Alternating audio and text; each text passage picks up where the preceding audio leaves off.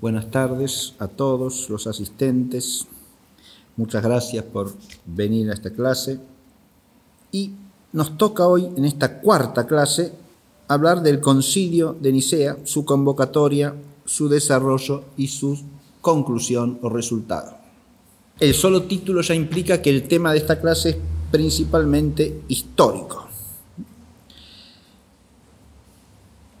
Señalo de entrada que el texto básico desde el cual he preparado la clase es una obra que ya cité al comienzo de este curso, y es la historia de los concilios de Hefele y Leclerc, en el tomo primero, que es donde desarrolla la historia del concilio de Nicea.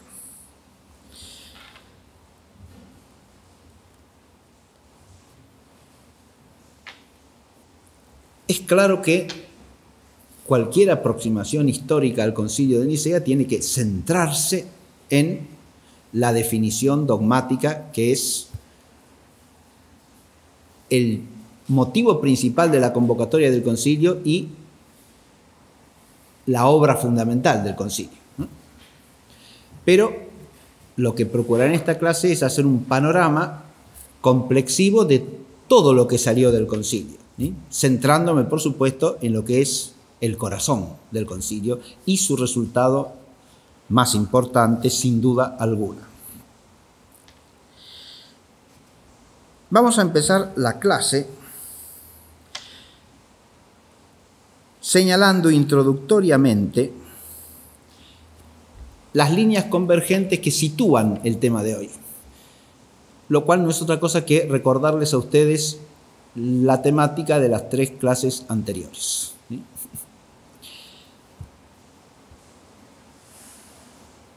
No podemos entender históricamente el concilio de Nicea si no partimos del tema de la primera clase, es decir, los concilios como algo propio de la tradición cristiana, ¿sí? El hecho conciliar es un hecho intrínseco a la vida de la Iglesia. No se puede entender fuera del dato revelado, y más precisamente del dato revelado neotestamentario. Es lo primero que hay que advertir, ¿eh? Los concilios no son un invento humano, no son un hecho meramente humano, son un hecho teándrico propio de esa realidad teándrica que es la Iglesia. Por lo tanto, forman parte del misterio que es la Iglesia. Y como insistí en la primera clase, son algo propio de la vida de la Iglesia. No es algo que se dé en cualquier religión humana, no es algo que se dé como una institución humana de cualquier tipo. Es algo que arraiga, primero que nada, en la jerarquía apostólica y en la autoridad de enseñar conferida por Jesucristo a sus apóstoles y que pasa de estos a sus sucesores. Si ubicamos ahí el hecho conciliar, si ubicamos el arquetipo de todo concilio en la Asamblea Apostólica de Jerusalén, entendemos esto que estoy diciendo, ¿no? Entonces, el primer trasfondo que hay que tener en cuenta es este. Visualizar el concilio de Nicea desde cualquier otro ángulo es desviar la mirada de la realidad. La segunda línea que hay que tener en cuenta es el tema que nos ocupó ya en la segunda clase, ¿no? Allí nos situamos frente a la constante profesión de fe trinitaria de la Iglesia durante los 3 primeros siglos, ¿no? Entonces, el otro eje que hay que tener en cuenta como trasfondo es la fe trinitario-cristológica de la Iglesia.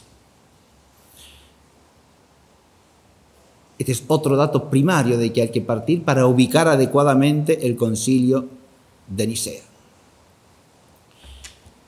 El concilio de Nicea no ha inventado en el sentido de dar origen a, que no es el sentido etimológico de la palabra, pero es el más usual. No ha inventado, no ha creado nada. De hecho, los dogmas no se crean en la vida de la Iglesia. Los dogmas son verdades reveladas, por lo tanto, proceden de Dios, no de los hombres. Esta verdad revelada acerca de la divinidad de Jesucristo el Señor, que implica que Él es el Hijo en el seno de la Trinidad Santísima, del Dios que es Padre, Hijo y Espíritu Santo. Esta fe es la revelación fundamental del Nuevo Testamento. Por eso en la segunda clase recorrimos cómo está revelada la Trinidad en el Nuevo Testamento, ¿sí? Partiendo de la enseñanza de nuestro Señor Jesucristo. De Él pasa a los apóstoles y de ahí a la Iglesia entera.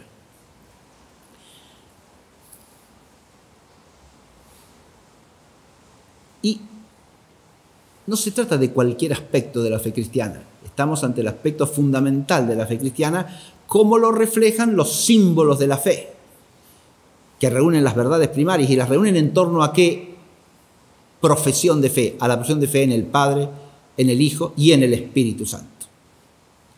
De manera tal que la estructura trinitaria de los símbolos de la fe, desde los más antiguos, ya nos manifiesta con toda claridad que no se trata de cualquier verdad de la fe, sino de la verdad fundamental de la fe cristiana, aquella que da sustento a todas las demás. Por eso, negar la divinidad de Jesucristo no es negar una verdad secundaria, no es negar un aspecto muy particular de la fe cristiana, sino negar el fundamento principal de toda la fe de la Iglesia. Desde luego, cuando digo acá la fe de la Iglesia, estoy hablando de la fe en sentido objetivo, del contenido de la fe de la Iglesia. Y el tercer eje en que situamos el Concilio de Nicea es el que nos ocupó la clase anterior en parte. El error, en parte, en la gran parte de la clase. El error de Arrio, sus posibles orígenes, o mejor fuentes que orígenes, porque el origen, las fuentes pueden dar ocasión a la herejía, no constituyen la herejía sin más. Eso creo que lo aclaré en la clase pasada.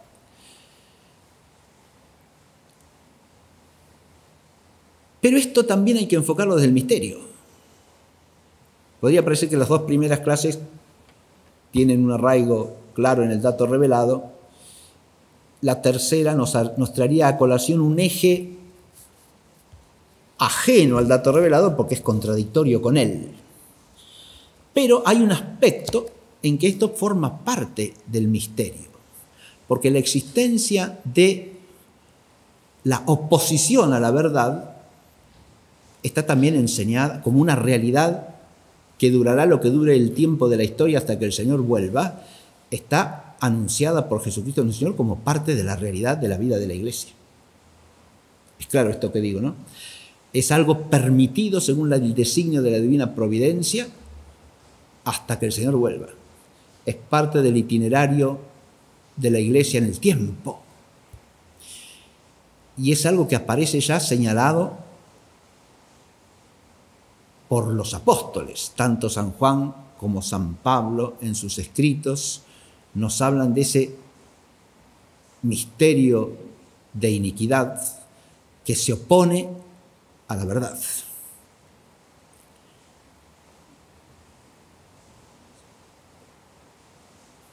Pablo nos habla de llegarán tiempos en que se apegarán a las enseñanzas de doctores que bajo la falsa presunción de ciencia les enseñen cosas contrarias a la verdad, ateniéndose a la vana filosofía de este mundo. Ahí la palabra filosofía está usada en contrasentido, es decir, presunción de filosofía que no es auténticamente tal, sino que es soberbia racionalista, como lo entienden todos los padres de la Iglesia al interpretar a San Pablo en ese pasaje. Y Juan nos habla con un lenguaje, si se quiere, más profundamente mistérico todavía, del misterio del anticristo. Los anticristos salidos de entre nosotros, dice San Juan, que son todo aquel que niega a Jesucristo venido en carne, es decir, al Logos encarnado y redentor, que ha redimido al mundo por el misterio de su Pascua.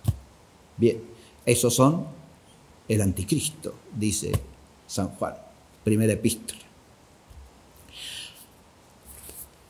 Evoco estas tres líneas que ya hemos desarrollado precedentemente para que se advierta que hemos llegado a un punto fundamental del curso, ¿no? En las tres clases pasadas desembocan en esta y tenían el objetivo de enmarcar esta clase. Si lo situamos al Concilio de Nicea en esta perspectiva que acabo de decir, advertimos la entidad profunda del Concilio de Nicea, su ser auténtico, porque frente a ese misterio de la falsificación de la doctrina, del extravío, del apegarse a vanas enseñanzas humanas que se presumen ciencia sin serlo y que se anteponen al misterio de la verdad revelada.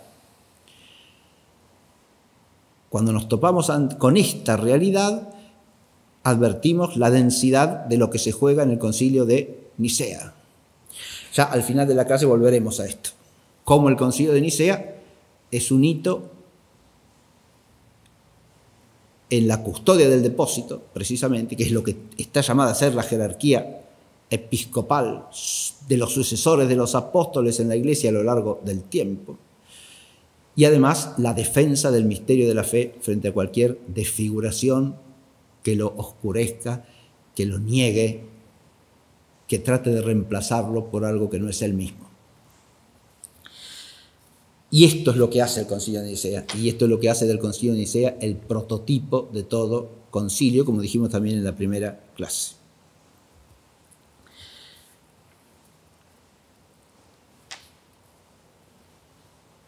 Ahora empecemos por el hecho histórico del concilio. El primer punto es la convocatoria del Concilio primero de Nicea.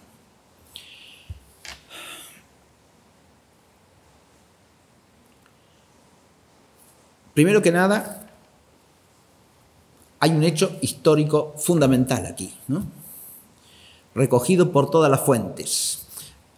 Acá me permito hacer un brevísimo paréntesis, sin entrar en Honduras, para recordar cuáles son las fuentes básicas para conocer la historia del Concilio de Nicea, las que maneja todo historiador de los concilios a la hora de hablar del Concilio de Nicea, ¿sí? En primer lugar están... Me anticipo en esto a algo que es un título que está un poco después, pero lo digo ya ahora. Las actas del Concilio de Nicea se reducen a muy poca cosa, lo que se ha conservado como actas del Concilio de Nicea. Porque básicamente lo principal es el símbolo, el anatema que acompaña al símbolo y los cánones de Nicea. La lista de 20 cánones disciplinares emanados del Concilio de Nicea. No se conserva otra cosa. Existe toda una discusión amplísima, Hefele y Leclerc en las notas amplía la discusión enormemente, Hefele la aborda, acerca de si existieron o no actas más extensas que se perdieron. ¿Está claro? Y sobre eso los historiadores no se ponen de acuerdo. Hay quienes sostienen que sí, que hubo unas actas extensas, que relataban todas las discusiones que tuvieron lugar durante el concilio, y otros que sostienen que eso no existió nunca. Bien, no vamos a entrar en esa discusión porque no hace al caso. Pero de las actas no podemos recoger prácticamente nada sobre la historia del concilio. Por lo tanto, tenemos que ir a los historiadores eclesiásticos, ¿sí? Primero, Eusebio de Cesarea, tanto en la historia eclesiástica como en la vida de Constantino. Sócrates, Sosomeno, Teodoreto. Bien. Y entre los latinos, Rufino. Estas son las fuentes historiográficas principales, ¿sí? Son historiadores que escriben entre el siglo IV y el siglo VI. Eusebio no solo es contemporáneo del concilio, sino que participó del concilio. Es la fuente más directa para el conocimiento de los hechos históricos que atañen al mismo. Bien. Después tenemos otra fuente historiográfica, que es la única específica, digamos así, porque ¿cómo se llama? Gelasio de Cícico escribió una historia del concilio de Nicea. Ya es un texto monográfico sobre el concilio, ¿no? Sobre la fiabilidad de los datos de Gelasio hay opiniones discrepantes, ¿sí? Hay quienes lo estiman como una fuente básicamente confiable, hay quienes le hacen críticas muy severas. Bien, pero es una fuente importante también. Estos son, digamos así, las fuentes narrativas que hablan de la historia del concilio. Y después tenemos que recurrir a datos que se encuentran en los escritos de San Atanasio, que es testigo fundamental del concilio y que nos proporciona información también de gran relevancia acerca de cómo se desarrolló el concilio. No que escriba una historia, porque Atanasio nunca fue historiador, sino que en algunas de sus cartas especialmente nos informa sobre hechos básicos del desarrollo del concilio. Bien. Ahí tenemos otra fuente que es directa en el sentido de que son datos proporcionados por una persona que participó en el concilio. Recordemos que Atanasio participa a título de diácono, acompañando a su obispo, que es el patriarca San Alejandro, del que hablamos en la clase pasada, ¿no? Esto me sirve para volver al tema, esto paréntesis sobre la fuente, suficiente. Con lo que he dicho, para la clase es suficiente. Ahora volvamos al asunto, que es la convocatoria del concilio. Adviértase que la convocatoria de este concilio, que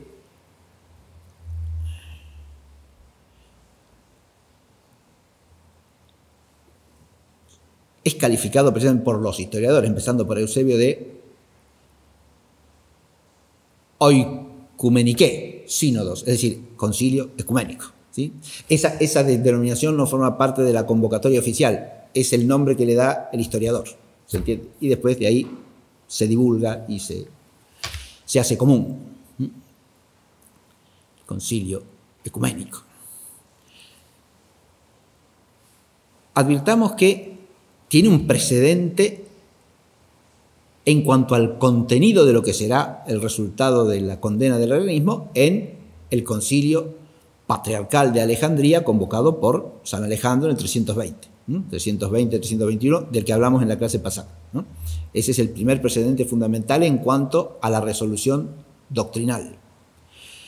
Pero también tiene precedentes en cuanto a la convocatoria de concilios en lo que podemos llamar la época de la licitud del culto cristiano, que se inicia con el edicto de Constantino y Licinio de comienzos del año 313. ¿Está claro? En ese edicto, los dos coemperadores que los promulgan respectivamente en sus sedes, a saber, Nicomedia en el oriente de Licinio y Milán en occidente de Constantino, ¿no? Establece la licitud del culto cristiano. Y por lo tanto marca lo que se considera en la historia de la Iglesia como el final de la época de las grandes persecuciones dentro del Imperio Romano, del orbe romano, ¿no? Bien. Ahora bien, desde que existe este edicto y bajo el imperio de Constantino, también hay precedentes del concilio de Nicea. porque previamente se han convocado dos concilios muy importantes, que no reciben, ni es razonable que lo hagan, la denominación de ecuménicos, pero sí son concilios patriarcales de todo el Occidente. Estos concilios son convocados contra la secta donatista.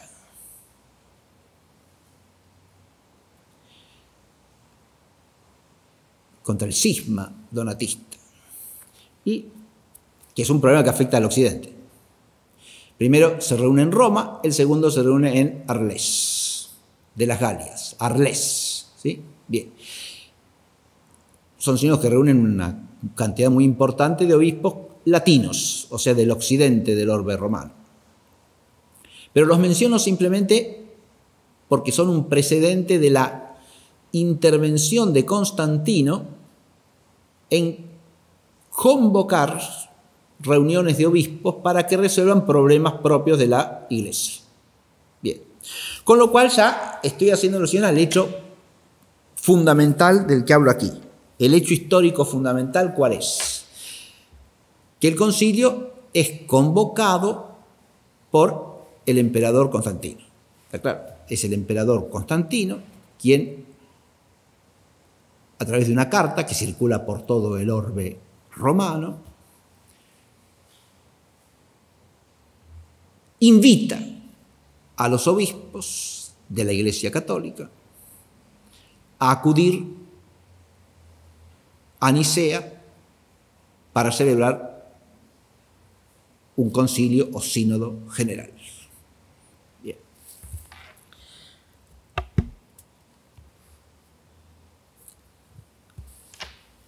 Esta afirmación, que recoge el hecho fundamental tal cual nos lo transmiten todas las fuentes que he mencionado, ¿sí?, ha planteado a lo largo de los siglos el problema de si competía o no al emperador hacer semejante cosa, si lo hizo por sí solo o lo hizo contando con el consejo y o la anuencia de la autoridad eclesiástica, y en particular del Papa Silvestre o no. ¿Está claro? Con eso estoy hablando de lo que ahí figura como los problemas, la problemática de la convocatoria, ¿no? La problemática de la convocatoria. Este es un problema sobre el que hay amplísima, vasta literatura, ¿eh? Yo no me voy a detener en este asunto, pero sí, por lo menos tengo la obligación de presentarlo, ¿sí? ¿Cuál es el hecho fundamental? El hecho ya lo he mencionado. Ahora, cabe plantear si esta convocatoria que hace Constantino, ahí viene el problema que sigue, la hace poniéndose previamente de acuerdo con el Papa, el obispo de Roma, o no, la hace contando con el consejo de personas de la Iglesia, o no. Y tercero, la hace a qué título, en condición de qué y con qué autoridad. Se advierte. Esta es la problemática que se plantea con respecto a la convocatoria. Bien. Y hay tesis distintas sobre esto. Las dos tesis básicas, ¿cuáles son? Los que sostienen que la convocatoria es exclusivamente obra del emperador Constantino. ¿Está claro? Solamente obra del emperador Constantino.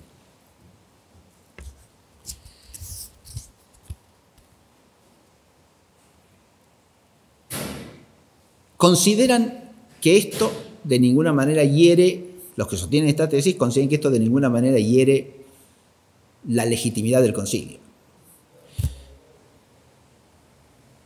A las preguntas básicas que acabo de hacer, los que sostienen esta tesis responden que el emperador Constantino interviene aquí en virtud de su autoridad como emperador, a quien le compete tutelar la paz social de todo el orbe romano y por lo tanto también la paz religiosa de los cristianos. ¿Se entiende?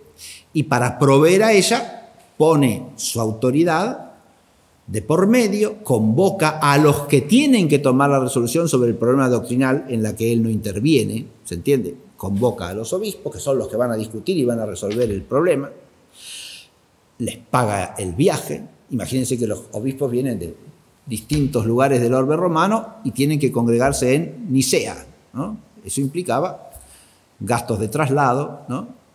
Gastos de residencia también en Nicea, bien, todo eso. Nicea es una ciudad. ¿Por qué elige Nicea? Sí, suele decirse que es una elección muy atinada, muy prudente estratégicamente, porque Nicea era una ciudad portuaria de gran actividad mercantil, situada sobre la Propóntide. La Propóntide, recordemos, es lo que llamamos más recientemente el mar de Mármara, que se sitúa entre el Egeo y el Mar Negro, ¿verdad? Y está delimitada la Propóntide por los dos estrechos, los Dardanelos al sur y el Bósforo al norte, ¿verdad? Eso lo llama la Propóntide.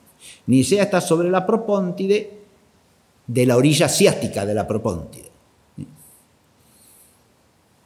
¿Se entiende? Del otro lado está Constantinopla. No está justo frente a Constantinopla, pero está cerca, digamos, del otro lado de la Propóntide, o sea, sobre la orilla asiática. Nicea. Era fácil llegar allí, sobre todo en barco, desde cualquier lugar del Oriente Mediterráneo. Y si era de fácil acceso por vía marítima, eso también facilitaba el acceso de los que llegasen desde el occidente, que obviamente se desplazarían hasta allí por vía marítima, dada la mayor longitud de la distancia, ¿no? Bien. En esto hay que situarse también en el contexto histórico, ¿no? Nosotros no tenemos una idea clara de lo habitual que era moverse en el orbe romano, ¿no? Pero cuando uno estudia, por ejemplo, los viajes de San Pablo, se da cuenta en parte de eso, ¿no? Es decir, era un mundo profundamente interconectado, todo el conjunto de las tierras que rodean el Mediterráneo en la época del orbe romano, tenían una movilidad enorme de personas, tanto por vía marítima como por vía terrestre. La vía terrestre es, digamos, más un logro propio y específico de Roma por el trazado de las vías, ¿no? Pero la vía marítima también, porque Roma pacifica la navegación de todo el Mediterráneo. Al estar bajo su sola autoridad, no hay mayores problemas para navegar pacíficamente. Después ya el clima es algo que Roma no podía manejar, ningún hombre puede hacerlo. Bien, ninguna autoridad humana, por más que quiera o lo pretenda, como cuasi demencialmente se pretende hoy día. Bien. Volvamos al asunto. Ya tenemos Nicea, ¿no? Nicea está ubicada allí. Convoca en virtud de su autoridad no eclesiástica, sino de su autoridad como emperador. Está claro esto. ¿Bien? Ni la discusión y resolución del problema doctrinal o de las cuestiones disciplinarias que se presentan en el concilio dependen de él, ni interviene en eso. Ni depende tampoco de él la aceptación de esas definiciones o de esas normas disciplinares por parte del conjunto de la Iglesia, porque la autoridad de la que dimana todo eso es la autoridad eclesiástica, no la de Constantino. ¿Se advierte? Esto es lo que hay que discernir de entrada, y lo disciernen claramente los historiadores eclesiásticos católicos que sostienen que el único que convoca es Constantino. Dejemos aparte a los que sostienen la convocatoria puramente constantiniana por razones anticatólicas y anticristianas, es decir, para decir que todo el concilio es obra de Constantino y nada más que de él. ¿Se entiende? Ellos ya confunden el problema desde la base, desde la raíz. La desfiguran históricamente desde el vamos, ¿no? ¿Está claro esto que digo? Bien. Pero los que sostienen que la convocatoria es de solo Constantino entienden bien el problema de la distinción entre las autoridades, ¿no? Constantino lo convoca. Bien. No existía ninguna norma eclesiástica acerca de la convocatoria de concilios ecuménicos. Está claro, no había derecho canónico sobre la materia, como lo va a haber después con el correr de los siglos, ¿sí? Reservando la convocatoria del concilio ecuménico a los papas. Eso no existe en este momento. ¿Se entiende?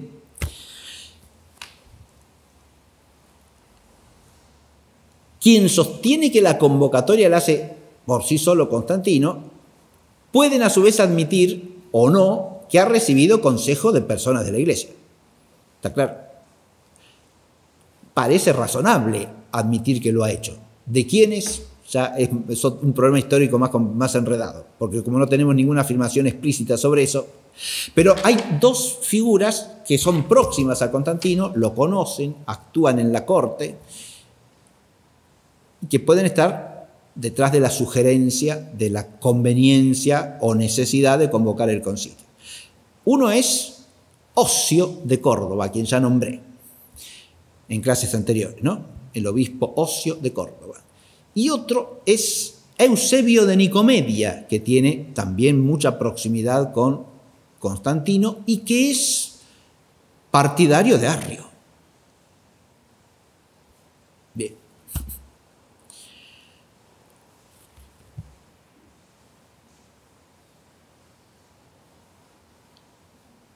La tesis opuesta a esta se basa fundamentalmente en afirmaciones que se contienen en las actas del Tercer Concilio de Constantinopla, celebrado en el siglo VII. Y ahí ya estas actas contienen afirmaciones que explícitamente dicen que el concilio fue convocado por el concilio primero de Nicea fue convocado por el emperador Constantino con acuerdo del Papa Silvestre. Bien. Los defensores de esta tesis, que sería la opuesta, no lo convocó Constantino solo, sino que Constantino primero habló con el Papa aceptó que se convocase el concilio, entonces lo hace Constantino, pero en realidad lo hacen los dos. Los convocantes serían Constantino y el Papa Silvestre. Se aferran fundamentalmente a lo que dice este concilio. Si ustedes van a Hefele Leclerc, yo les recomiendo a ustedes y a todos los que oigan esta clase de alguna manera que recurran a esa obra, a toda la exposición que hace de la historia del Concilio Primero de Nicea, porque para cualquier persona a la que le interese el estudio de la historia es una verdadera fiesta el relato histórico que hacen Hefele y Leclerc. Les recuerdo lo siguiente, el autor original de la obra es Hefele, el padre Hefele, ¿sí?, que es un alemán del siglo XIX. Leclerc reedita la obra de Hefele y le agrega numerosas notas a veces larguísimas, ¿sí?, que ocupan prácticamente toda la página, 2 rengloncitos de texto arriba y la nota es la página entera prácticamente, ¿sí? Así que en gran parte es un libro paralelo, las notas que escribe Hefele. Y en este tema que estamos presentando simplemente, sostienen tesis antagónicas. Es decir, Hefele sostiene una tesis y Leclerc sostiene la opuesta. Hefele sostiene, basándose en el Concilio III de Constantinopla y defendiendo el rigor histórico de la afirmación del Concilio de Constantinopla, que adviértase, no es una definición dogmática del Concilio III de Constantinopla, es una afirmación incidental que hace al hacer una especie de retrospectiva de los concilios precedentes. ¿Está claro?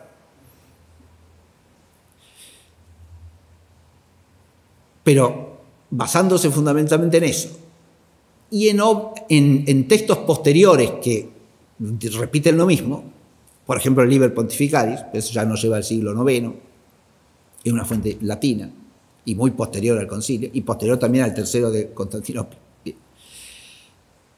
Pero Hefele hace toda una argumentación amplia y en algunos puntos bastante convincente de por qué hay que sostener lo que dice el Concilio Tercero de Constantinopla, ¿no? Por ejemplo, nos dice, es un argumento interesante desde el punto de vista de la historiografía, ¿no? Porque dice, podemos descartar lo que dice el Liber Pontificalis porque podría decir cualquiera que es una fuente interesada, ¿no? Son anales escritos en Roma con respecto a los concilios. Bien, el Liber Pontificalis lo que quiere es defender la autoridad del Papa. Entonces, lo que dice podemos considerarlo como parte de ese partido previamente tomado.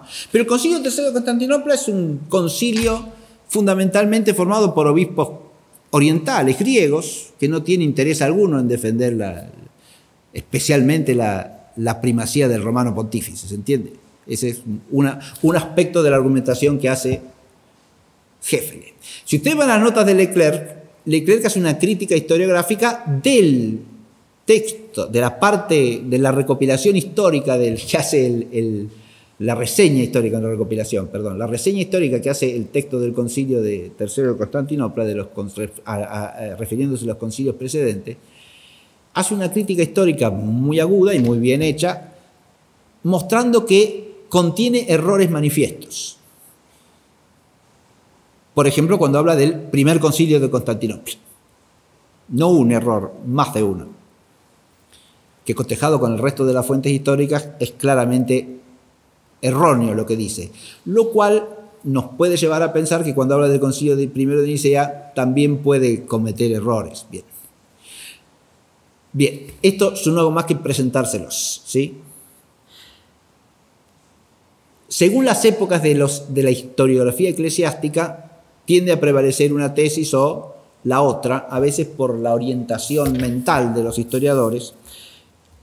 Habría que desprender la cuestión de esas orientaciones y tratar de centrarse solamente en la documentación que existe y argumentar a partir de allí. ¿Está claro? Bien. Ligada a la cuestión de quién convoca al concilio, ligada a la cuestión digo una sola cosa más de esto y basta, ligada a la cuestión de quién convoca al concilio está la cuestión de la aprobación de las actas del concilio, ¿sí?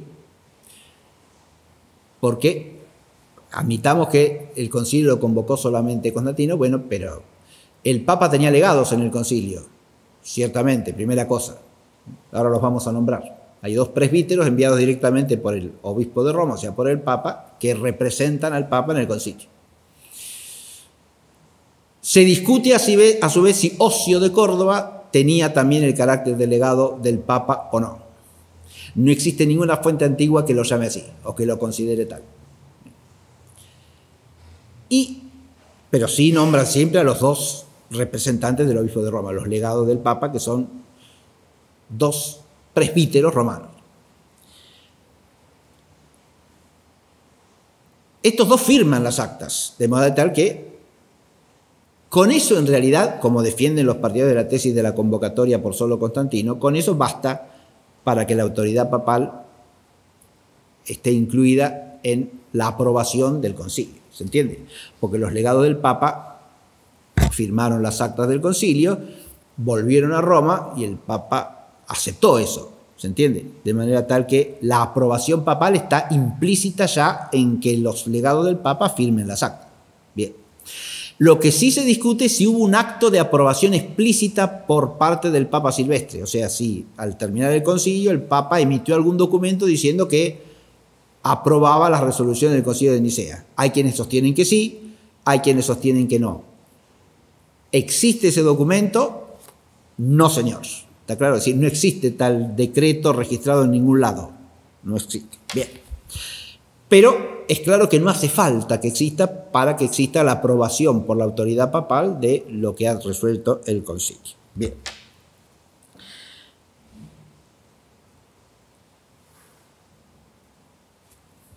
Con eso dejamos el tema de la convocatoria. Bien. Vamos al desarrollo del concilio y a sus resultados. ¿De qué se ocupó el concilio de Nicea? En una aproximación elemental, el concilio de Nicea es el concilio que se puso a deliberar sobre las doctrinas de Arrio y defendió la fe católica contra los errores de Arrio, anatematizó los errores de Arrio y los escritos de Arrio, y definió con claridad la divinidad de nuestro Señor Jesucristo, es decir, expresó el dato revelado de la divinidad de Jesucristo con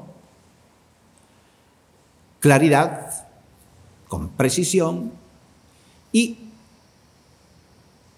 proclamándolo dogma de fe al anatematizar los errores que se le opusiesen, como en este caso las doctrinas erróneas de Arrio y sus partidarios. ¿Está claro? Ese es el corazón, como dije de entrada en la clase de hoy, del Concilio de Nicea. Pero el Concilio de Nicea hizo alguna otra cosa más. Primero se ocupó de otros dos problemas, además del de Arrio y las doctrinas de Arrio. Esos otros dos problemas de que se encargó son, primero, la cuestión del cisma melesiano, originado por el obispo Melesio de Licópolis, en Egipto. Y se ocupó también de la doble, en realidad es más que doble, pero de la doble disciplina sobre la celebración de la Pascua, sobre la fecha en que se celebraba la Pascua, que es lo que suele llamarse el problema de los cuatuordecimanos o cuartodecimanos. Bien, ahora enseguida brevemente me refiero a estas dos cosas para ponerlas aparte, ¿sí? Y por último, lo otro que hizo el concilio fue emitir una serie de cánones disciplinares. Resuelve el problema arriano, doctrinalmente hablando, por supuesto, define la doctrina de la fe contra los errores de Arrio. Bien. Y excomulga a Arrio y a sus seguidores.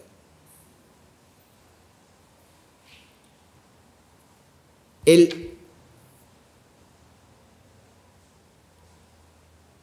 establece una cierta resolución sobre el problema de la fecha de la Pascua. Ahora vamos a ver en qué consiste eso y qué es lo que resuelve el concilio brevemente. Y trata de resolver también, digo, porque no lo resuelve del todo, en los efectos que va a tener la resolución del concilio, de resolver el cisma melesiano. Bien. Y luego emite 20 cánones disciplinares. Cuando hablamos de cánones disciplinares, ¿de qué hablamos? Hablamos de normas de derecho eclesiástico.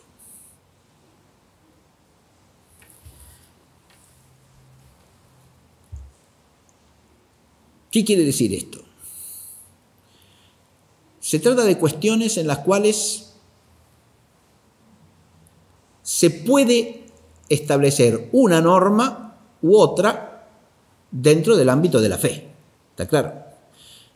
Respetando la fe, respetando la doctrina de la fe y respetando todos los datos de fe acerca de la verdad a contemplar y acerca de la verdad a obrar, ¿no? Hay ciertas cosas que se pueden obrar de una manera o de otra, hacer de una manera o de otra. Bien. Sin que haya precepto divino sobre eso. O sea, no hay norma divina, no hay norma que podamos llamar ley divina positiva. De manera tal que contingentemente se pueden resolver de una manera o de otra esas cuestiones disciplinares. Ahora voy a poner algún ejemplo para que se vea fácilmente esto, ¿no?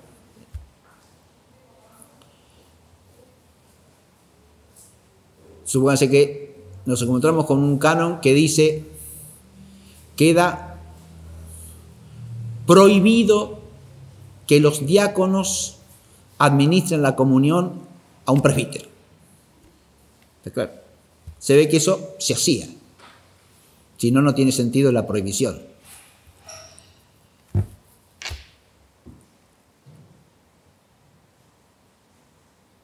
¿Existiría norma de derecho divino acerca de esto? Y no consta ni en la escritura ni en la tradición precedente. ¿Está claro? Y por eso había lugares donde se hacía, lugares donde no se hacía. La norma que se pone es arbitraria. No, señor, porque trata de destacar ¿qué cosa? Cierto orden de la jerarquía eclesiástica, ¿no? Y se establece una norma que pone de manifiesto ese orden con claridad, porque la disciplina contraria podría oscurecer precisamente la verdad acerca de la jerarquía. En un contexto en el cual los diáconos tenían una importancia enorme en las diócesis. De hecho, después del obispo, los diáconos principales, o el diácono principal, solía ser la figura más destacada de la iglesia particular de que se tratase. Más que los presbíteros. Porque los diáconos estaban cerca del obispo siempre, lo asistían directamente. Hasta litúrgicamente cumplían un papel destacadísimo en las celebraciones, como sigue siendo en todos los ritos antiguos, ¿no? Es decir, el diácono es el que sirve directamente al obispo, y en el caso del obispo de Roma al Papa, en las celebraciones litúrgicas, ¿no? Bien.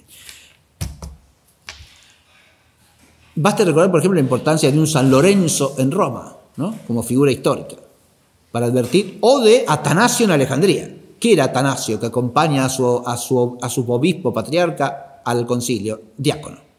¿Sí? Bien. Pero esa importancia, de hecho, de algunos diáconos, o de los diáconos en muchas de las iglesias particulares que formaban el conjunto de la iglesia, podía oscurecer el orden auténtico de la jerarquía eclesiástica, ¿se entiende? La norma disciplinar trata de resguardarlo, de salvaguardarlo. Otro canon disciplinario que les nombro, que es creo que es el último, el 20.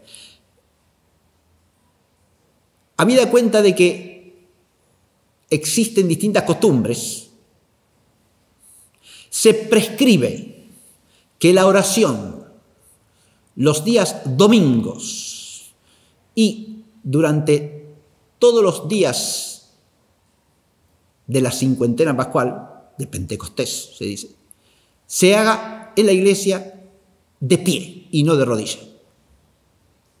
Canon disciplinar del Concilio de Nicea. ¿Está claro? Bien. Sobre ese canon se puede plantear una serie de preguntas.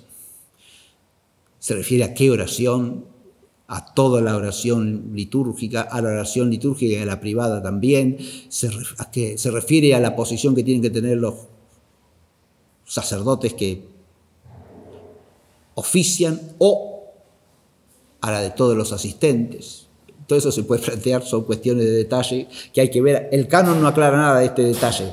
Lo dice como norma general, En las celebraciones dominicales y durante el tiempo de Pascua, la oración ha de hacerse de pie. ¿Está claro? Es el signo de la participación del cristiano en Cristo resucitado. Bien. Cuando se trata de explicar esto, se acude a textos patrísticos anteriores, donde los padres de la iglesia explican esa disciplina. El primer tratado sobre la oración que existe en la literatura cristiana amplio es el de Orígenes, ¿no? Sobre el Perieuges de Orígenes. Y cuando llega al tema de cuál es la posición en que los cristianos oramos, Orígenes dice, los cristianos oramos de pie. ¿Bien? ¿Cómo rezamos el Padre Nuestro? De pie. Bien. Pero eso es signo.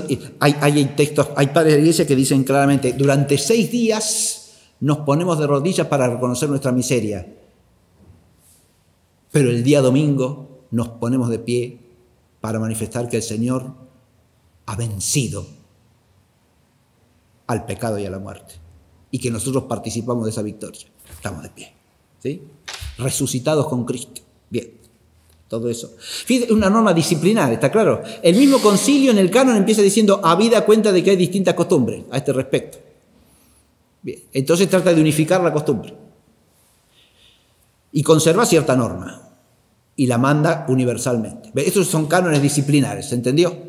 Bien, 20 hay de estos, emitidos por el concilio de Nicea.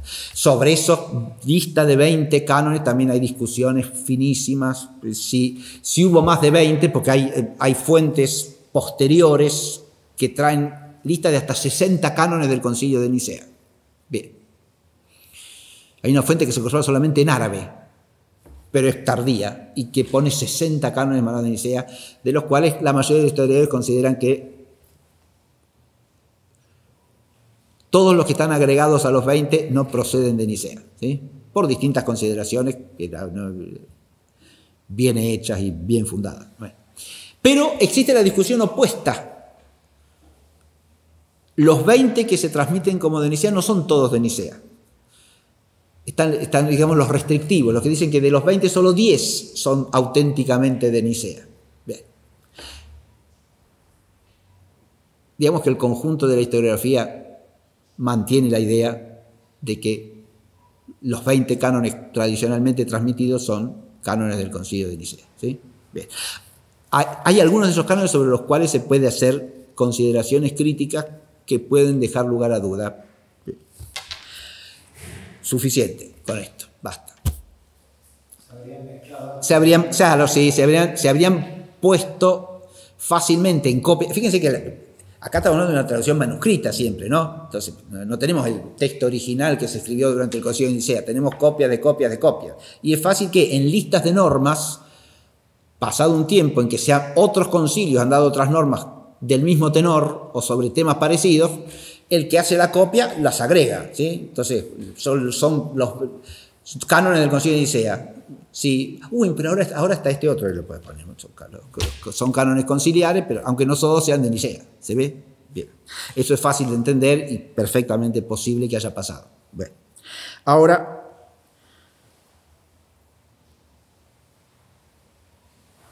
ya he hecho el panorama de los problemas abordados y bueno, voy a decir un poquitito por lo menos de los otros dos problemas, fuera del tema del arrianismo, ¿no? Lo del cisma melesiano es un problema básicamente de orden de la Iglesia, nada más, porque Melesio era obispo de Licópolis, en Egipto, ¿eh? Licópolis, la ciudad del lobo, ¿no? Licópolis. Es una ciudad egipcia, no muy importante ni muy destacada, y origina un cisma. ¿Por qué? Sobre el origen mismo del cisma hay distintas versiones historiográficas en las fuentes de los historiadores de la Iglesia antiguos. Pero el hecho fundamental parece ser el siguiente. En épocas de intensas persecuciones,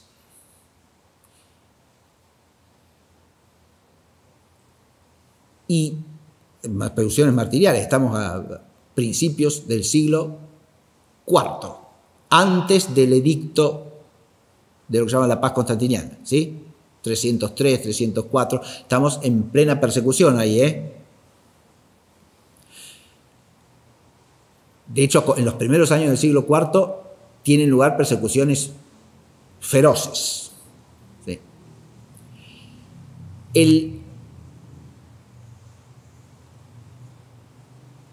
Después del edicto también se va a desencadenar precisamente por obra de Licinio, que es el que conviene en emitir el edicto con Constantino. Licinio después se va a retractar del edicto y va a perseguir. Eso origina que Constantino entre en guerra con Licinio, lo derrote y se convierta en el emperador de todo el orbe romano, ¿sí? Licinio gobernaba el oriente y Constantino el occidente, hasta ahí, ¿eh?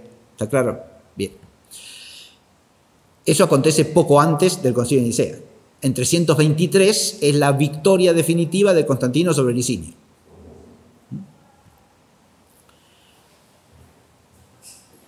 Esto para que nos pongamos en el ambiente que se vive en este periodo, ¿no? De hecho, muchos de los obispos que participan del Concilio de Nicea son considerados confesores de la fe, porque han sufrido persecución, han sido torturados y han permanecido fieles. ¿Se entiende? Son confesores de la fe. Llevan las heridas de las persecuciones. Hay obispos tuertos, hay obispos con las caras todas marcadas por heridas, ¿sí? Que han sido perseguidos por la autoridad imperial romana, ¿eh?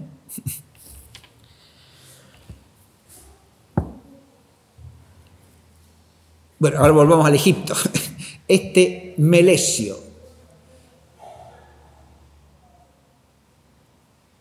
advirtiendo que había muchos presbíteros, diáconos encarcelados por la persecución, se pone a ordenar presbíteros y diáconos por todo el Egipto, fuera de su diócesis. ¿Está claro? Bien. Esto se lo va a recriminar duramente el patriarca de Alejandría. El obispo de Alejandría es el patriarca de todo el Egipto y la Libia y la Cirenaica, ¿está claro? De todo su patriarcado es muy importante porque ahí hay muchas sedes episcopales. Recordemos que el Egipto en la antigüedad es una región muy poblada, muy próspera. Egipto fue siempre el granero de todo el orbe mediterráneo oriental, ¿no? Egipto era un país materialmente próspero, ya desde la antigüedad más remota. Tenemos un eco de eso aún en las Sagradas Escrituras, ¿no? Cuando se produce la hambruna en Palestina, Jacob y sus hijos deciden ir a Egipto, donde está José, ¿no? Al que sus hermanos han vendido y que el padre cree muerto, ¿verdad? Bien, pero no entremos en eso. Pero ¿a dónde van a buscar alimento cuando hay hambruna en Canaán? Y a Egipto, ¿sí? Bien. Yo dije Palestina, es una denominación anacrónica para esta época porque los Filistín todavía no han entrado en Canaán para la época de Jacob. Pero bueno, no importa. En eso sí que no me voy a detener porque ya son las 8:42, dice el reloj este. Bien, y tengo que ir terminando. Me falta un montón. Bien.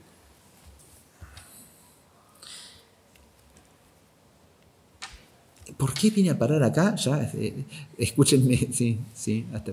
Lo que estaba tratando de decir es qué pasó con este Melesio, ¿no? Bueno, breve. Melesio entonces realiza algo que es considerado fuera de la disciplina eclesiástica, ¿sí? Se pone a ordenar presbíteros en diócesis que no son la suya. ¿Está claro? Bien. Él se defiende porque dice que es la situación de necesidad. Pero después, pasada la situación de necesidad, no admite que ha obrado mal. Y ese parece ser el origen. Y a partir de ese origen de que lo consideran irregular en sus ordenaciones y por lo tanto el propio patriarca de Alejandría, que se llama Pedro en ese momento, sostiene que las ordenaciones que ha hecho Melesio pueden ser consideradas inválidas, ahí el hombre en lugar de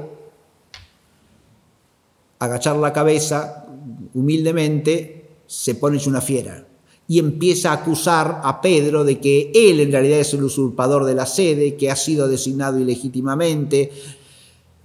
A este respecto parece ser que él tenía ambiciones de ser el patriarca antes de que lo designaran a Pedro. Bien, y después se empezó a comportar como patriarca porque se consideraba el que tenía el derecho a, ¿sí? Le eligieron al otro, pero el auténtico soy yo, ¿no? Bien. A partir de esta actitud al mismo tiempo de soberbia y de desprecio de las normas eclesiásticas, origina el cisma. El cisma se va a ir agravando progresivamente porque después va a hacer intervenir otros problemas él, voluntariamente, ¿sí? Va a acusar a Pedro de ser muy laxo en su disciplina con los que han caído durante la persecución, de aceptarlos de nuevo a la comunión de la Iglesia, con lo cual se parece al cisma novaciano en el occidente. Bien, dejemos ahí. El concilio de Nicea va a tomar una serie de soluciones para resolver el cisma melesiano, ¿sí? A Melesio de Licópolis lo conserva en su sede, le permite residir en Licópolis con el título de obispo, pero le prohíbe ejercer su autoridad de jurisdicción y le prohíbe ordenar sacerdotes. ¿Está claro? Es una resolución que ha sido elogiada tradicionalmente por su prudencia, su moderación y su justicia al mismo tiempo. ¿Está claro? Manifiesta un respeto por la condición episcopal, ¿está claro? Por la jerarquía episcopal, pero al mismo tiempo pena justamente a Melesio por sus actitudes desmesuradas en relación con su patriarca y con el resto de los obispos de Egipto. Bien. Para esto Melesio ya se ha formado todo un conjunto de partidarios, tiene otros obispos que se adhieren a él, tiene presbíteros, que son los que él ha ordenado en cantidad en el resto del Egipto, por lo cual la resolución del concilio de Nicea no va a suprimir el cisma melesiano. Melesio va a permanecer en sus 13. ¿Y qué es lo que va a hacer a partir de ahí? Se va a aliar con los arrianos. Aquí vemos ese principio que se sostiene como una norma de la historia de la Iglesia, que el cisma es por lo menos ocasión próxima de herejía. ¿no? La actitud cismática puede fácilmente llevar a caer en la herejía para defender la propia separación respecto de la autoridad de la que se ha escindido. ¿Se advierte? Muy bien. Sima Melesiano. La otra cuestión es de la fecha de la Pascua. Los remito a un escrito muy bien hecho, con mucho rigor, por el profesor Antonino Gregorio Cordero, que figura en las evocaciones patrísticas publicadas originalmente por la Fundación Instituto de Teología y después por la Fundación Santana, reimpresas todas las que había y agregadas otras. En la colección Evocaciones Patrísticas hay uno que se llama La fecha de la Pascua, del profesor Cordero. Los remito a ese escrito porque ahí está expreso. El profesor Cordero sabía mucho de astronomía, era ingeniero y estudioso de la física, de las matemáticas, de la astronomía, así que hace una explicación muy precisa de todas las cuestiones astronómicas involucradas en el problema. Si ustedes van a Hefele Leclerc, también se encontrarán con precisiones admirables sobre todo lo que se discutía acerca de la fecha de la Pascua. Bien, pero el problema central, ¿cuál es? La existencia de dos... Esto ha sido discutido ya en el siglo II, en la época del Papa Víctor, en que interviene en la discusión San Ireneo de León, mediados del siglo II. ¿Está claro? Había dos disciplinas que se seguían en ese momento en las iglesias de origen apostólico. El grueso de las iglesias celebraba la Pascua de nuestro Señor, la resurrección de nuestro Señor Jesucristo, el domingo siguiente al 14 de Nisan. Mientras que las iglesias del Asia Menor, sobre todo de la provincia del Asia más específicamente, celebraban la fecha de la Pascua el 14 de Nisan. La fiesta de la resurrección, el 14 de Nisan, cayese el día que cayese. El 14 de Nisan es la fecha judía de la Pascua. Está claro, la que establece el Antiguo Testamento para celebrar la Pascua. ¿Estamos? Bien.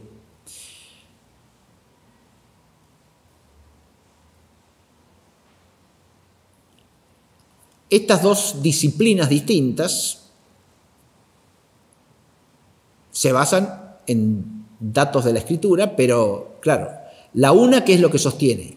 Que hay que celebrar la resurrección de nuestro Señor el día de la semana en que el Señor resucitó, es decir, el primer día de la semana, o sea, el domingo. ¿Está claro?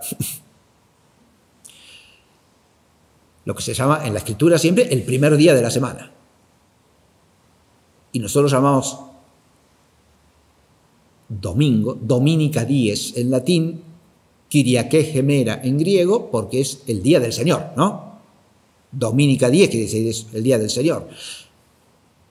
Domingo, ¿sí? Dominus es Señor en latín. Kyriake Gemera lo llaman en griego, el día del Señor. El día del Señor es el día en que el Señor resucitó, y ese es el primer día de la semana, ¿está claro?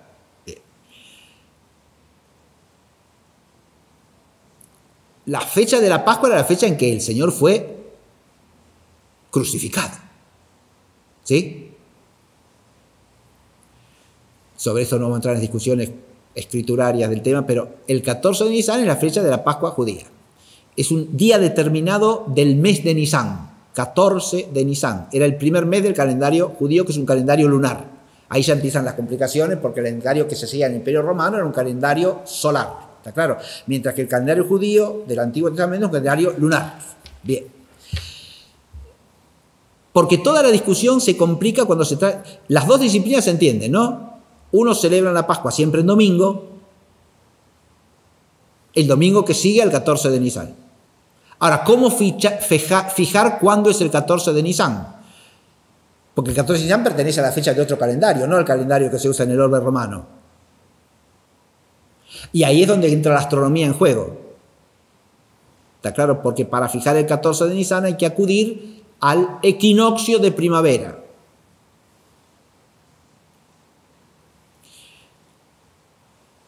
Por lo tanto, hay que ver en qué día se fija el equinoccio de primavera. Y ahí va a haber discusiones también. La práctica latina más corriente, que era los latinos se celebraban en domingo, todo el occidente se celebraba en domingo, era fijar el equinoccio 18 de marzo. Mientras que, por ejemplo, los alejandrinos, que también celebraban siempre el domingo, la fijaban el 19 de marzo.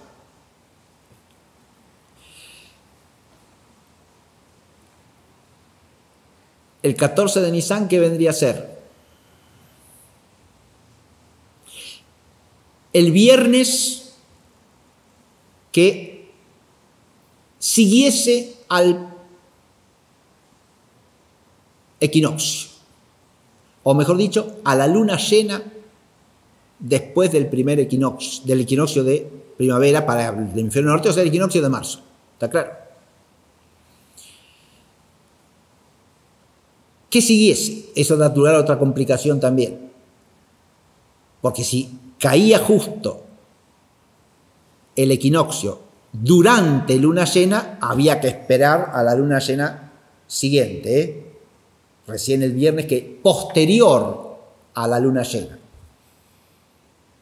Si ya hay un viernes que cae dentro de la luna llena ya empezada, ese no sirve, ¿sí? Pues hay que ir un mes después, prácticamente. Está claro, son 4 semanas que hay que esperar para que venga otro plenilunio. Y caiga un viernes después del plenilunio. Bueno. Había, por lo tanto, varias cosas en juego. Primero, la discusión dice, a ver, el celebrar el 14 de Nisan era implicar que a veces la Pascua cristiana coincidiese con la Pascua judía. Y además, separar la celebración de la resurrección del día domingo. A eso ya se oponían mucho algunos padres de la Iglesia en pleno siglo II, estoy diciendo. El Papa Víctor tenía la intención de excomulgar a los que celebrasen la Pascua un día que no fuese el domingo. Lo frena San Ireneo de León, que dice que son disciplinas antiguas que vienen aparentemente de los apóstoles y mientras la fe permanezca íntegra, dice, respetemos la disciplina que sigue cada iglesia. Y el Papa Víctor se atiene al criterio de Ireneo. ¿Se entiende? Ireneo, que era oriundo del Asia, Ireneo venía del Asia, probablemente de Esmirna, donde había conocido, según él, a los discípulos de San Policarpo, ¿no? San Policarpo, el obispo mártir de Esmirna, martirizado a comienzos del siglo II. Uno de los padres apostólicos, ¿no? San Policarpo de Esmirna, contemporáneo de San Ignacio de Antioquía. Otro también padre apostólico martirizado entre fines del siglo I, principios del II. Bien, volvamos acá. ¿Qué es lo que establece el Concilio de Nicea? Fíjese, si uno quisiese explicar precisamente todas estas discusiones, es largo y complejo. Lo único que importa es que ¿qué resuelve el Concilio de Nicea? Establece que todas las iglesias celebrarán la Pascua el domingo que sigue al plenilunio posterior al equinoccio de marzo. ¿Está claro? O sea que el Concilio de Nicea rechaza canónicamente, con autoridad apostólica, la práctica quatuordecimana. Quatuordecimanos o cuatrodecimanos se llama a los que sostenían que había que celebrarla siempre el 14 de Nisan, siguiendo la fecha judía de la Pascua. ¿Está claro? Bien. Ahora, ese es el otro problema. Ahora concentremos en el problema fundamental, que es el que va a ocupar el resto del curso. Porque el tema fundamental del Concilio de Nicea no es ninguno de estos. Si nosotros comparamos estos temas con este de la fecha de Pascua, tiene mayor importancia objetiva que el cisma de Melesio, sin duda alguna. ¿Está claro? Pero obviamente el tema central del concilio es notablemente más importante que este. ¿Sí?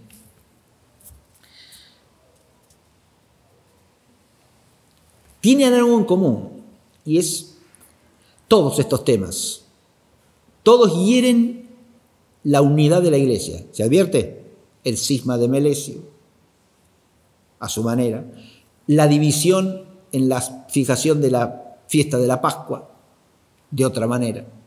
Y por supuesto de la manera más profunda de todas, que es lo que le decía San Ireneo a el Papa Víctor. Mientras su fe sea la fe de la Iglesia, la fe verdadera, no lo surjamos en el modo de celebrar la Pascua.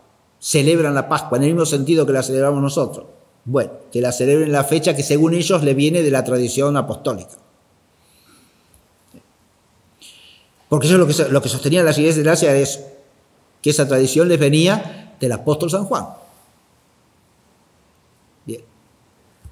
Ahora volvamos. El tema central, ¿cuál es? Este de la fe trinitario-cristológica de la Iglesia. Ya están los problemas abordados, ¿no? ¿Cuántos obispos se congregaron en Nicea? El dato que ya viene de antiguo está recogido de San Atanasio, y de San Atanasio lo recogen. Eusebio dice que hubo más de 250 obispos. Indicación básica, pero imprecisa, ¿no? Y San Atanasio dice que hubo 318. Esa fecha de 318 es la que se va a transmitir constantemente de ahí en adelante.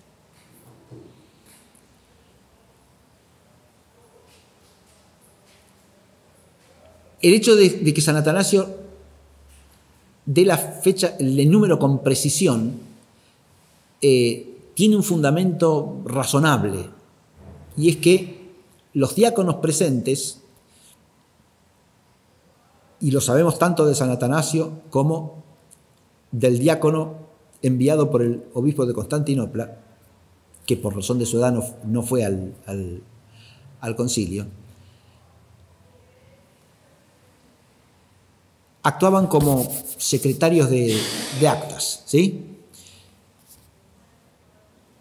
Y esa tarea nos explica que tuviese, si precisamente como tal le tocó hacer la lista de los que estaban presentes, ¿no? Que tuviese con precisión el número en la memoria, ¿no?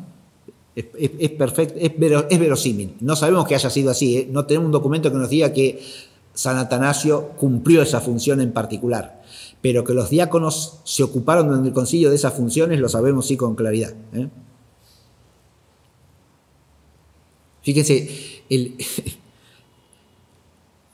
una de las cosas que hace difícil la disciplina historiográfica es que a veces tenemos datos que son imprecisos, y saltar del dato impreciso al dato preciso no cabe así sin más, ¿no? No puede decir, bueno, los diáconos se ocupaban de esto. Eso quiere decir que Atanasio, que era diácono, se ocupó de eso, y no, porque es una afirmación genérica que hay que ver si en el caso de él implica esto, ¿no? O no. El 318 obispos, la mayoría procedentes de Oriente, es decir, de lengua griega, ¿no? Bien. Ahora voy a permitirme leer un parrafito del texto de Hefele. La cifra de 318, habiendo sido admitida la cifra de 318 en más castellano, era natural que se la comparara a los 318 servidores de Abraham. ¿Sí? Capítulo 14 del libro del Génesis, Abraham se propone rescatar a Lot, que ha sido secuestrado, su sobrino, ¿no? Y entonces dice la Escritura que armó a sus servidores, que lo siguieron en número de 318. Bien. San Atanasio no dice palabra de eso, ¿eh? San Ambrosio de Milán es el primer escritor eclesiástico, el primer padre de la Iglesia, que se da cuenta de esa coincidencia y la destaca, ¿sí? Bien. Ya en la segunda mitad del siglo IV, ¿no? Del mismo siglo IV, pero segunda mitad. Es una sugerencia, es nada más que una cuestión de sugerencia, sugestiva, que hace pensar en... Así como Abraham rescata con estos 318 a su sobrino querido, ¿no? Los 318 padres de Nicea, como un ejército bien armado por el Espíritu Santo, ha rescatado a la fe de la Iglesia del ataque y del secuestro al que la ha sometido Arrio, ¿no? Bien. La mayoría de los 318 obispos eran griegos. Entre los latinos no se contaron más que Ocio de Córdoba, Ceciliano de Cartago, Marcos de Calabria, Nicasio de Dijon, Domno de Estridón, en la Panonia, es la ciudad de origen de San Jerónimo, ¿no? San Jerónimo nació en Estridón. los dos sacerdotes romanos, Víctor y Vicente, representantes del Papa Silvestre. Ahí tenemos a los legados del Papa, ¿sí? Los presbíteros Víctor y Vicente, de Roma. Junto con Ocio de Córdoba, los miembros más eminentes del concilio fueron los obispos de las sedes apostólicas, Alejandro de Alejandría, Eustacio de Antioquía y Macario de Jerusalén. Estamos hablando de las tres sedes apostólicas, las llama aquí Jefele, porque son las tres sedes patriarcales más antiguas del Oriente, ¿no? Antioquía, Alejandría y Jerusalén, que es la iglesia madre de todas las iglesias. Bien.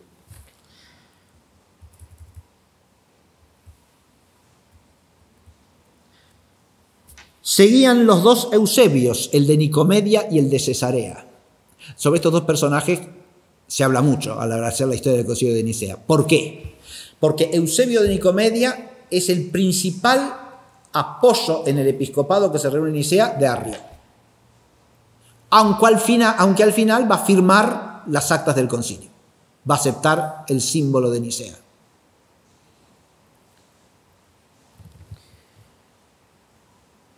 Y Eusebio de Cesarea es el historiador, ¿no? Obispo de Cesarea, Eusebio, al que ya cité como fuente en su historia de la Iglesia, la historia eclesiástica y en la vida de Constantino. Pero Eusebio de Cesarea va a adoptar una actitud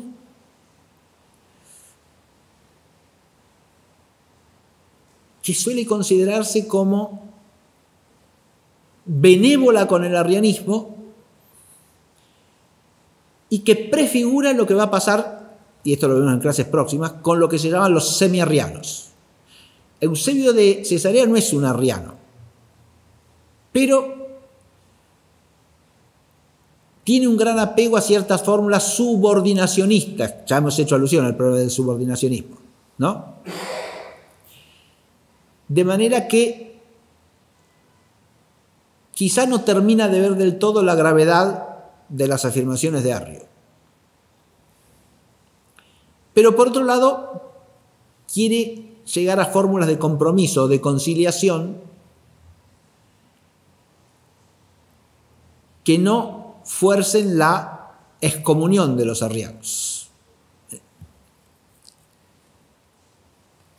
Ya veremos cómo esta actitud de Eusebio después se va a ampliar enormemente en el tiempo que sigue al Concilio de Nicea, en cuanto que va a haber muchos obispos que adopten tesituras semejantes. Eusebio de Cesarea estoy diciendo, no Eusebio de Nicomedia, que es un arriano,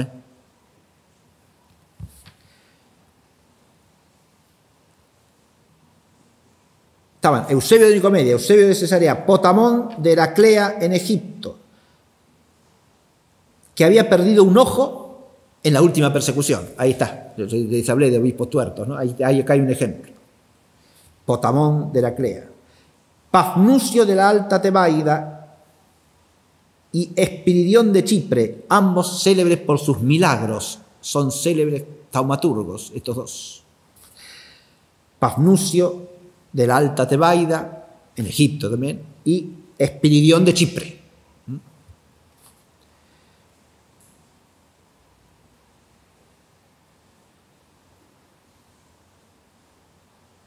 Pafnucio tenía un ojo excavado, estaba vacío, ¿no? Tenía la órbita ocular, le habían sacado un ojo. Y el nervio de la pierna quemado durante la persecución de Maximino. Otro obispo, Paulo de Neocesarea del Ponto, tenía las manos quemadas por hierros ardientes que Licinio le había hecho aplicar. Licinio es el coemperador con Constantino, al que Constantino ha derrotado en el 323, 2 años antes recién lo ha derrotado. Está claro, que vuelve a desencadenar la persecución contra los cristianos en Oriente. Jacobo de Nícibe también tenía fama de taumaturgo. Se distinguieron también Leoncio de Cesarea, dotado de don de profecía, y que en ruta hacia Nicea bautizó al padre de San Gregorio de Nacianzo. Hipacio de Gangres, San Nicolás de Mira, este es San Nicolás, ¿no? El famoso San Nicolás, cuyas reliquias se custodian en la ciudad italiana de Bari, ¿no? Ubicamos Bari, sudeste de Italia. Bien. Se lo suele llamar San Nicolás de Bari, en realidad Bari es el lugar en que se encuentran las reliquias de San Nicolás de Mira, que era su sede episcopal, ¿no? San Nicolás de Mira.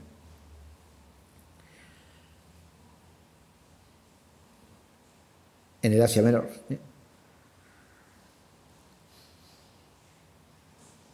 Eusebio podía decir con razón: unos eran célebres por su sabiduría, otros por la austeridad de su vida y su paciencia, en las persecuciones, se entiende, ¿no? Otros por su modestia, otros porque eran muy ancianos, otros, en cambio, plenos de la frescura de la juventud. Muy bien, era una asamblea variada y numerosa, esta de los obispos congregados en Nicea. Y más allá de todos los otros problemas y cuestiones que resolvieron, el tema fundamental es la fe trinitaria cristológica de la Iglesia y la divinidad del Logos encarnado, Jesucristo el Señor. Y ahí quiero centrar esto, y con esto vamos a ir terminando la clase, ¿no? Quiero centrar este asunto de la definición dogmática de Nicea en el homoousios de Nicea. Esta palabra que introducen los santos padres de Nicea, los padres conciliares, en el símbolo, ¿verdad? Se discute cuál es el proceso de redacción del símbolo. Es interesante ver la reconstrucción que hace Hefele de cómo se desarrolló la asamblea conciliar, ¿no? Hubo una serie de discusiones previas al comienzo formal de las asambleas resolutorias. En esas discusiones previas se intervienen ampliamente los que no son obispos. E incluso se recibió discursos de gente que ni siquiera eran cristianos. Porque Arrio y los obispos que eran partidarios de Arrio acudieron acompañados de filósofos paganos para hacerlos hablar delante de los obispos, ¿sí?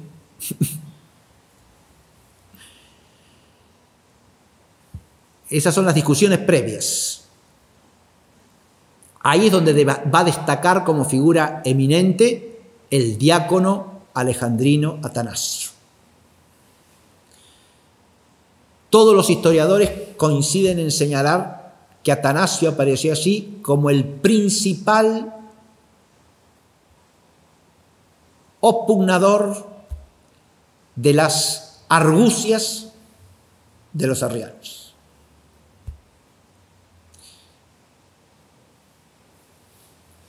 Considerando que Dios le había otorgado un don excelente de capacidad dialéctica, es decir, lógica, para desarmar las falacias de los adversarios de la verdad.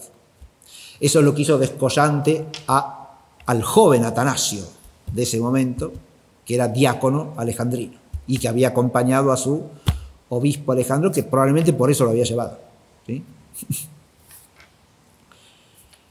Muy bien.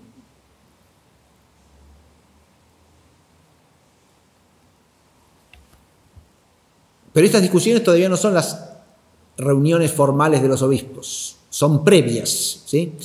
¿Cuánto tiempo dura y de cuándo a cuándo dura el concilio? Otra cuestión discutida, ¿sí?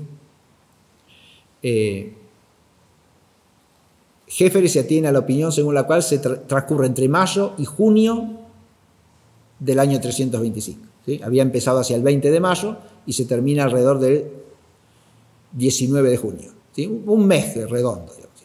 Aproximadamente un mes de duración. ¿Está claro? Eso es lo que habría durado el concilio en su conjunto. Hay quienes lo retrasan, hay historiadores que sostienen, hay toda una discusión de la fecha que la desarrolla con la erudición enorme que lo caracteriza el famoso Tillemont, autor francés del siglo XVII-XVIII. ¿Sí? Tillemont sostiene otra fecha, que es entre julio y agosto del mismo año 325. las razones por qué sostiene esa fecha y no la que defienden otros historiadores son numerosas, tampoco no puedo entrar en esa discusión, no interesa tampoco demasiado. No es un concilio, es decir, si uno dice, lo compara con concilios posteriores que han durado años, ¿no? Es apenas un mes o un poco menos de un mes inclusive, obviamente es una tontería medir la importancia de un concilio por el tiempo cronológico de duración, ¿no? No tiene sentido eso. Pero los seres humanos solemos dejarnos embaucar por las cantidades a veces, ¿no? Sí.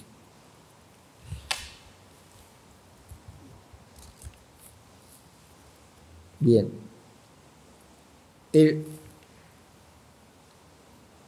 Pero hay quienes distinguen también esas discusiones preliminares de las sesiones formales que se inician con el discurso inaugural del emperador Constantino, que se duele de la división que se da en la Iglesia, exhorta a los padres a superar esa división. Bien. No, podríamos leer y analizar el discurso, no lo vamos a hacer en esta clase, ya no tengo tiempo, pero es interesantísimo e incluso daría para una clase en particular, ¿no? Pero yo pensé en poner una clase para eso, pero no me daban los días que tenemos para el tiempo del curso, así que bien. Se puede leer tranquilamente, el Hefele lo trae completo y se encuentran las fuertes en los historiadores antiguos, ¿no? Empezando por Eusebio. Bien. El discurso fue pronunciado en latín, que obviamente es la lengua de la autoridad imperial, ¿sí? Y además la lengua propia de Constantino, que era un hombre del occidente, no del oriente imperial. Y al mismo tiempo había un traductor que lo iba interpretando en griego, ¿no? Para el grueso de los padres que eran griegos. Así es. Muy bien. Se conserva en griego, claro, sí, porque lo conserva Eusebio en la traducción griega. Sí, así es, sí, así es. Muy bien. ¿Por qué quiero centrarme en el homoousios? Porque Eusebio de Cesarea, y este parece haber sido lo que podemos llamar el trámite del texto del símbolo, presenta un proyecto de símbolo. Y es un proyecto muy parecido al símbolo que va a promulgar el concilio. Pero lo que no está en el proyecto de Eusebio de Cesarea es el homoousios, ¿sí? Y el homoousios va a ser no solo lo que podríamos llamar el centro formal de la definición de Nicea, sino que va a ser el eje en torno al cual se desarrollarán todas las discusiones posteriores al concilio de Nicea. La piedra de toque de la ortodoxia o de la heterodoxia va a ser el homoousios.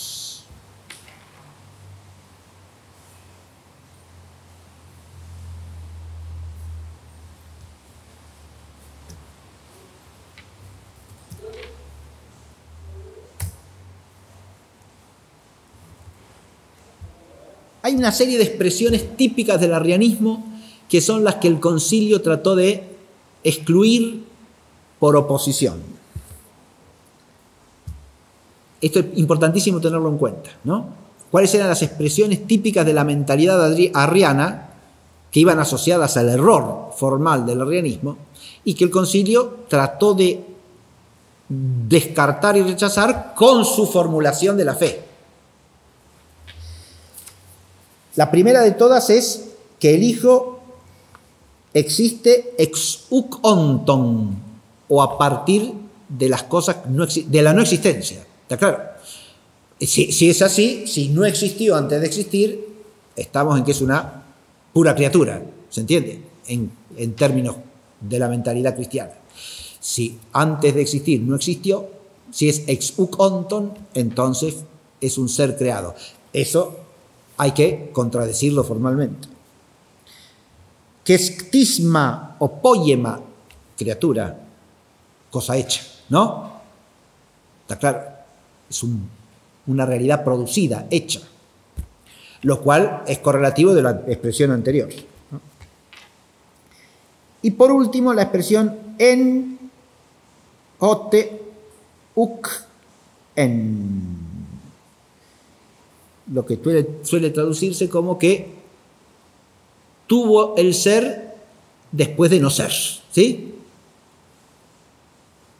¿Está claro? No siendo. Bien.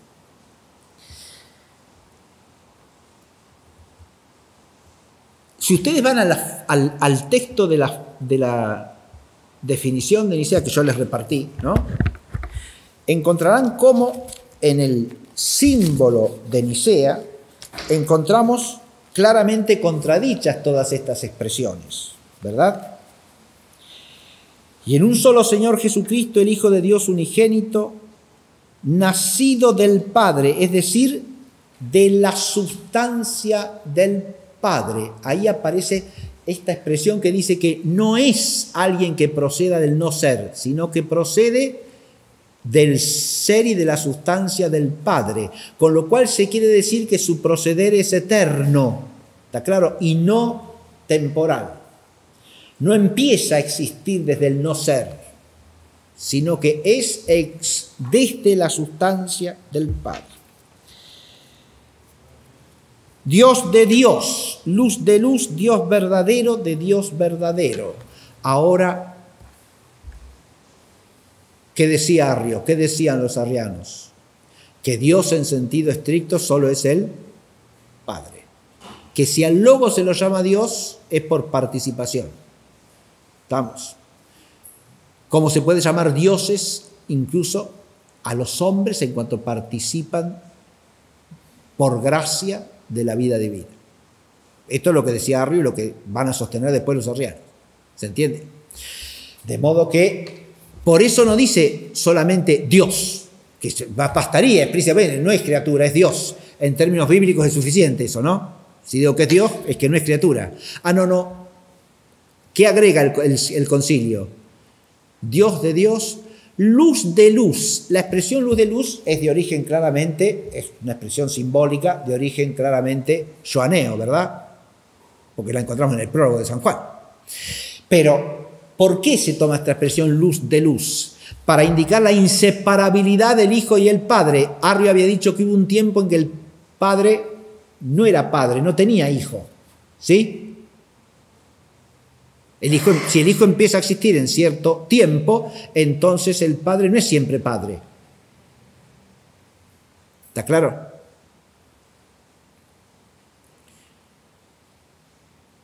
Pero si yo considero la luz y el resplandor de la luz, esa es la imagen, son inseparables entre sí. Coexisten necesariamente, por eso la expresión luz de luz. Luz de luz. Pero añade el sínodo, ¿qué cosa? Dios verdadero de Dios verdadero. Esa expresión theos aletinos, ¿qué quiere decir? Dios en el único y verdadero sentido en que en la Biblia se dice Dios y en que en la fe cristiana se dice Dios. Hay un único Dios. Dios es uno solo y es único. Es el creador del cielo y de la tierra. No hay otro. Y cuando decimos que el Logos, que el Hijo es Dios, decimos que el Hijo es Dios verdadero, de Dios verdadero. Engendrado, no creado. A esto ya hice alusión en la clase pasada, pero esto excluye estas expresiones que usaban los arrianos, llamar al Logos tisma o criatura o cosa hecha. ¿Qué dice el sínodo? Engendrado, pero no creado. Se trata de un engendramiento de una generación inefable, como enseñarán siempre los santos padres de la Iglesia. Inefable porque trasciende la capacidad del entendimiento humano y la capacidad de expresar del lenguaje humano. No podemos describir cómo el Padre eterno engendra a su Hijo coeterno y consubstancial con él, ¿no? Pero es una generación no al modo de la criatura, porque es engendrado pero no creado, no producido, no hecho como una cosa creada. Bien. Lo cual, en última instancia, ¿qué significa? lo que va a expresar el homoousios. ¿Por qué el homoousios? Se discute también quién introdujo la expresión homoousios, y el candidato más seguro, compulsando el conjunto de las fuentes historiográficas, es Ocio, ¿sí? Ocio de Córdoba. Ya termino. El homoousios de Nicea, ¿a cuento de qué viene?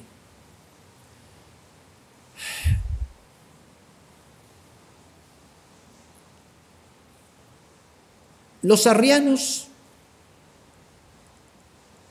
ante las otras expresiones, buscaban acomodarse. ¿Es Dios de Dios? Sí, es Dios. Le llamamos Dios. Pero es de otra usía que el Padre. O sea, esencialmente es distinto. Es esencialmente otra realidad. ¿Está claro? Lo llamamos Dios por participación. Lo llamamos inmutable. Sí, Dios es inmutable. Son atributos, la inmutabilidad es un atributo divino. ¿Sí? Entonces, si es inmutable. Bueno, pero inmutable se dice también de los seres humanos, ¿sí? Dice Arrio. Inmutable en el sentido de que a partir de cierto momento participa de algo incambiablemente. Bueno, entonces no es inmutable. O inmutable porque por su voluntad decide permanecer siempre fiel, pero podría no haberlo sido. Entonces no es inmutable. ¿Se entiende? Es inmutable de hecho, pero podría no ser. Es decir, hay un montón de subterfugios que toman el lenguaje y lo adaptan al error. Y aquí viene la importancia del homoousios. El homoousios excluye de raíz el error arriano, porque el homoousios, ¿qué significa? Que el Hijo es la misma usía que es el Padre. ¿Está claro? Solemos decir en castellano de la misma usía o de la misma sustancia. Y en esto tiene razón Eusebio de Cesarea ya y otros padres al explicar el sentido del homoousios, cuando dicen homoousios no al modo de los seres materiales. No, claro, que tienen la misma esencia siendo realidades sustancialmente otras la una de la otra. ¿Sí? No, señor. No al modo de los seres materiales por partición o por concretización material de la misma naturaleza, porque eso obviamente no cabe en la divinidad. No tampoco por partición de la sustancia divina, porque la sustancia divina no se puede partir. Está perfecto eso, es correcto, ¿se entiende? No se puede partir. No es que el Padre es una parte de Dios y otra parte de Dios es el Hijo. No, claro que no, porque la sustancia divina no se puede repartir. Correcto, ¿se ve? Entonces es homoousios, ¿en qué sentido? En que es, decimos, de la misma esencia, de la misma sustancia que el Padre. O mejor, que es la misma usía que es el Padre. Si es la misma usía que es el Padre, habrá que buscar una palabra para expresar en qué se distinguen el Padre y el Hijo. Porque si son la misma usía, eso, según algunas interpretaciones del término usía, podría llevar a pensar que no se distinguen realmente de ninguna manera. Eso va a pasar, eso lo veremos ya en la clase próxima, pero esa interpretación va a aparecer. Por ejemplo, el obispo Marcelo de Ancira se va a oponer al homoousios por eso, porque la entiende en el sentido de que se está diciendo que no se distingue realmente entre sí, o sea, sería una fórmula sabeliana. ¿Se entiende? Por eso va a venir la otra palabrita fundamental, que aparentemente en el vocabulario que usan los padres de Nicea es sinónimo de usía, porque así aparece en el anatema, que es la palabra hipóstasis, pero que en el desarrollo de las controversias posteriores del Concilio de Nicea va a significar ¿qué cosa?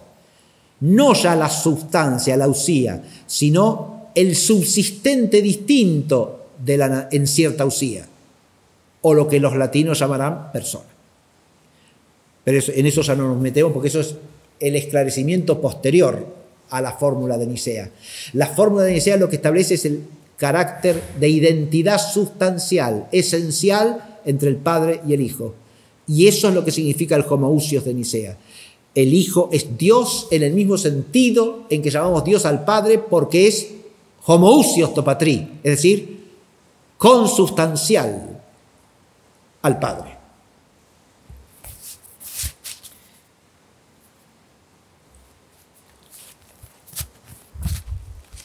Este es el corazón del Concilio de Nicea. Y hago una triple reflexión conclusiva escueta. El Concilio primero de Nicea, al definir la divinidad del Hijo y por lo tanto conservar la fe trinitaria y cristológica a la vez de la Iglesia, custodia fielmente el depósito, primera cosa que hace, que es, según San Pablo, la primera tarea del episcopado en la Iglesia, la custodia fiel de la verdad revelada. No la introducción de novedades, no el desarrollo de planes pastorales, no el desarrollo de políticas, sino la custodia fiel del depósito. Y en eso es prototípico el Concilio de Nicea. Pero además lo hace en el misterio central, como dije al comienzo, vuelvo a eso, el misterio central de la fe cristiana. Y se enfrenta ¿con qué? Y con un enemigo constante del misterio de la fe, que es el racionalismo. Porque uno puede precisar, refinar todo lo que quiera el análisis de las posibles fuentes de la doctrina de Arrio. Pero, como traté de decir la clase pasada, lo fundamental es la actitud racionalista que subyace a la postura de Arrio, de querer reducir el misterio de la fe a raciocinios que caben en el entendimiento del hombre porque se rigen por los objetos que son adecuados a la razón humana, es decir, que caen bajo la captación total de la razón humana, o se pretende que caen. Lo cual es suprimir el misterio en el fondo. Y esa actitud racionalista es lo que acecha en el arrianismo, y en eso el arrianismo no es más que el precursor de múltiples herejías posteriores. Y lo otro que suprime el error de Arrio es el auténtico teandrismo cristiano. En eso a veces no se hace suficiente hincapié, pero Arrio, ya lo dije en la clase anterior esto, al decir que el logos asume una corporeidad humana, pero no el alma del hombre, está destruyendo el fundamento del auténtico teandrismo cristiano. Y al decir que el logos no es Dios también, porque desaparece el centro, el eje del misterio de la salvación, de la redención y de la santificación de la criatura por el Creador. Ya no se trata del Hijo unigénito del Padre, Dios en el mismo sentido del que es el Padre, porque es el mismo y único Dios vivo y verdadero,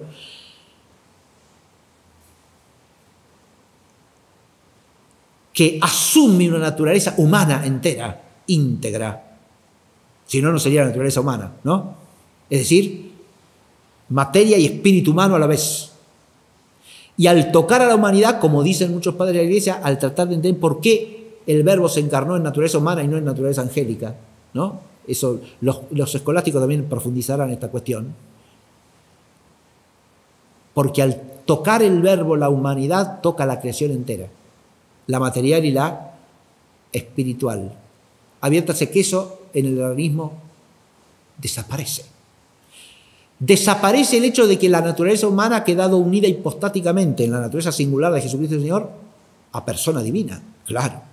Y por eso desaparece también el fundamento supremo del valor infinito de la obra redentora de Jesucristo. Desaparece el misterio de la comunicación de la gracia a los hombres por ser de la naturaleza humana que Jesucristo ha asumido. O sea que toda la soteriología, como se llama así, queda descalabrada en su raíz, porque el fundamento primero de toda la doctrina de la salvación y de la santificación de los hombres por la gracia de Cristo es el misterio de Jesucristo Verbo encarnado.